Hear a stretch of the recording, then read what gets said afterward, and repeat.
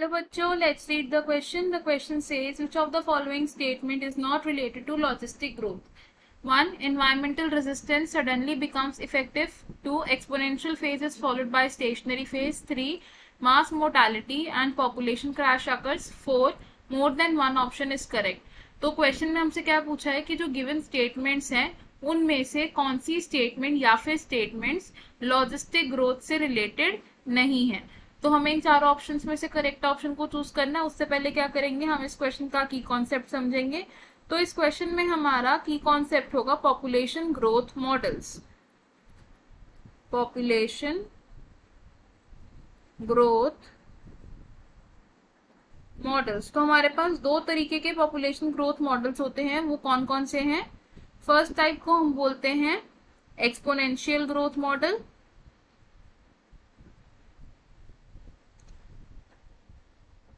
और second type of growth model कौन सा है? Logistic growth model. अब ये जो एक्सपोनेंशियल ग्रोथ मॉडल है इसके अकॉर्डिंगली क्या कहा गया है कि जो रिसोर्सेज हैं वो अनलिमिटेड होंगे। तो जो ऑर्गेनिजम्स हैं उनकी ग्रोथ कैसी होगी? एक्सपोनेंशियल ग्रोथ होगी। Resources unlimited and growth will be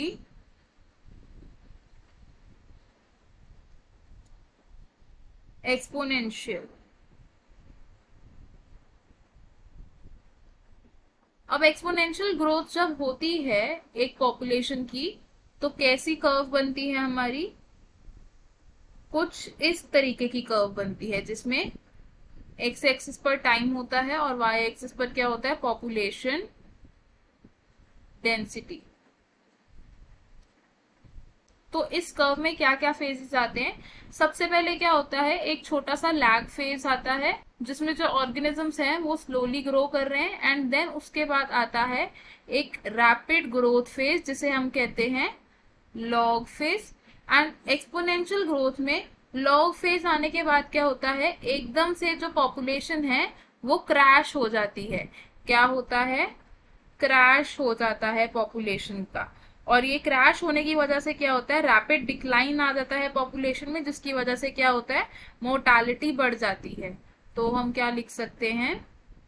exponential growth model के फेजेस क्या क्या हैं?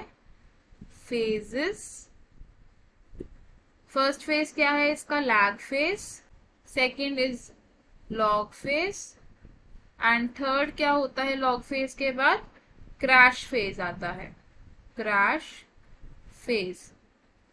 लैग फेज में क्या होता है? स्लो ग्रोथ होती है।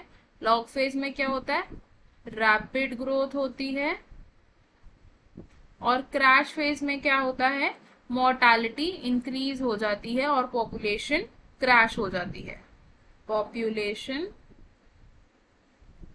Crash and mortality increased।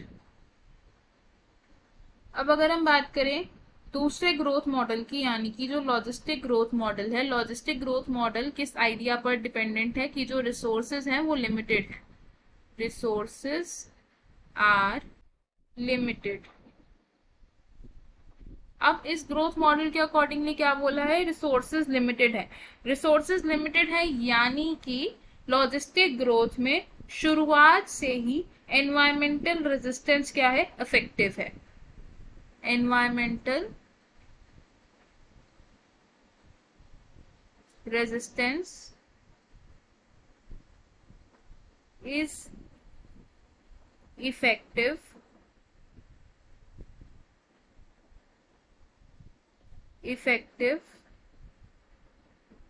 from initial point only। जैसे ही लॉजिस्टिक ग्रोथ स्टार्ट होती है वैसे ही एनवायरमेंटल रेजिस्टेंस एक इफेक्टिव फैक्टर की तरह अपना रोल प्ले करती है, क्योंकि इसमें क्या है? ग्रोथ लिमिटेड होती है। ग्रोथ लिमिटेड होती है यानी कि एक स्टेबिलिटी रीच हो जाती है पॉपुलेशन में। Steady phase is reached. अगर हम लॉजिस्टिक ग्रोथ का कर्व बनाएं तो वो कर्व किस तरीके से बनता है? एक्स एक्सिस पर हम लेते हैं टाइम और वाई एक्सिस पर हम लेते हैं पॉपुलेशन डेंसिटी। तो अब जो इस तरीके के ग्रोथ मॉडल का कर्व है वो कैसा बनता है, एस शेप्ड कर्व बनता है, जिसमें इनिशियली ग्रोथ स्लो है, फिर रैपिड होती है एंड देन एक स्टेबिलिटी रीच हो जाती है। ये स्टेबिलिटी कब रीच हो रही है, जब जो पॉपुलेशन साइज है वो कैरिंग कैपेसिटी के इक्वल पहुंच जाता है। लॉजिस्टिक ग्रोथ में कौन कौन से फेजेस आते हैं ये देख लेते हैं। सबसे पहले क्या आता है इसमें, लैग फेज आता है। लैग फेज में क्या होता है, स्लो ग्रोथ होती है।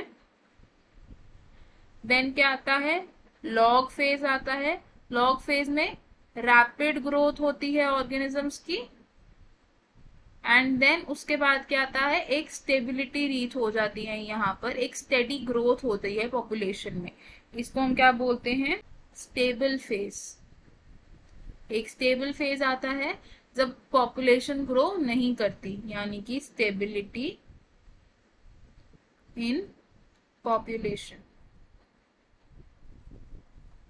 तो अब जो हमें स्टेटमेंट्स दी थी उन स्टेटमेंट्स के अकॉर्डिंगली अगर हम देखें तो कौन कौन सी स्टेटमेंट लॉजिस्टिक ग्रोथ से रिलेटेड नहीं है, तो दैट विल बी स्टेटमेंट 1।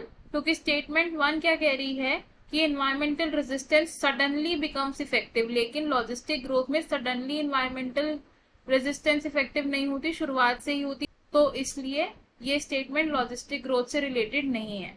और दूसरी स्टेटमेंट कौन सी होगी, थर्ड स्टेटमेंट, क्योंकि थर्ड स्टेटमेंट क्या बोल रही है कि mass mortality and population crash occurs.